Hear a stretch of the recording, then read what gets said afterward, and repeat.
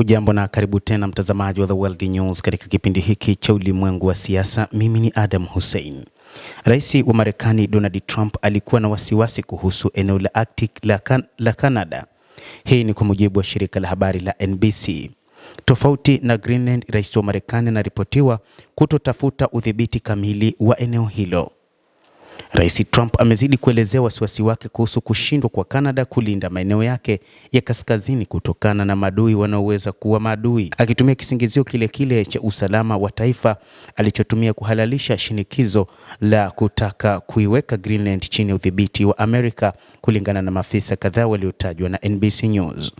Katika mazungumzo ya faragha na wasaidizi, rais amekuwa akifanya mazoezi zaidi katika wiki za hivi karibuni juu ya kile anachokiona kama hatari ya Canada kwa madai ya kuingiliwa kutoka Urusi au Uchina, akisema kwamba Ottawa inahitaji kutumia zaidi ulinzi. Maafisa ambao hawakutajwa walidai.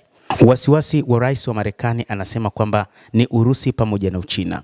Wote, China na Urusi, wamekataa simulizi hizi. Hapo awali China ilimkosoa rais wa Marekani kwa kutumia kama kisingizio cha matarajio yake ya Arctic, wakati Urusi imekuwa ikipinga kijeshi katika eneo hilo na kuliweka kama eneo la ushirikiano wa amani. Trump ana wasiwasi sana kuhusu Marekani kuendelea kuyumba katika ulimwengu wa magharibi na anazingatia hili, afisa mmoja aliambia NBC.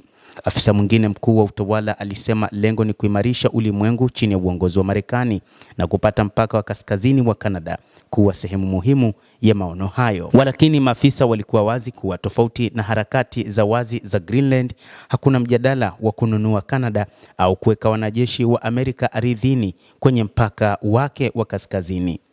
Lengo badala yake ni kushinikiza Canada kuimarisha uwezo wake wa kuimarisha ushirikiano wa kijeshi baina ya nchi mbili, ikiwa ni pamoja na kuimarishwa kwa mafunzo ya pamoja, kuongezeka kwa doria na kusasishwa kwa mifumo ya maonyo ya mapema nchini Canada.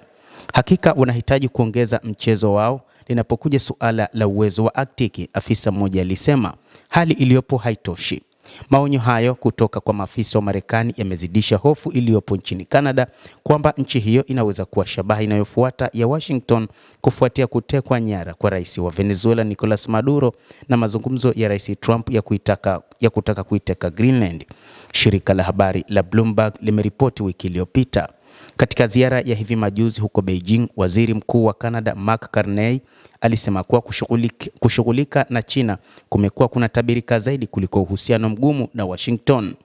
Carney amesema ni rahisi kuwa na ushirika na China na ni ngumu sana kuwa na ushirika na Marekani kutokana na aina ya sera zao, hasa sera za kigeni. Pia ameunga mkono hadharani washirika wa Ulaya, akisema mustakabali wa Greenland ni suala la Greenland na Denmark pekee, na kuelezea wasiwasi juu ya vitisho vya ushuru wa rais wa Marekani Donald Trump kuhusiana na kisiwa hicho.